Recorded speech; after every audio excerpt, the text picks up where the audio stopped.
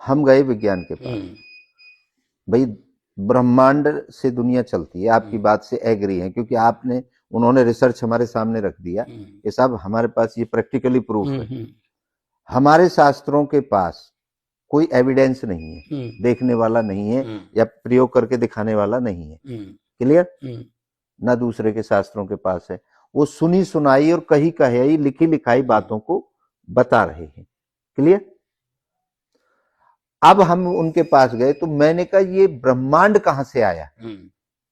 भाई अब कोई आप हैं यहां तो आप कहीं से तो आए हैं, तो ब्रह्मांड कहां से आया? तो उन्होंने कहा जी शून्य है। मतलब पहले जब ये बिल्कुल क्लियर था, अंधेरा था, शून्य था, शून्य से ब्रह्मांड पैदा हुआ। हमने कहा जी शून्य कहां से आया? भाई शून्य भी तो कहीं से आया होगा। तो बोले वो महाराज जी हमारी चल रही है अभी रिसर्च कि शून्य से पहले क्या था।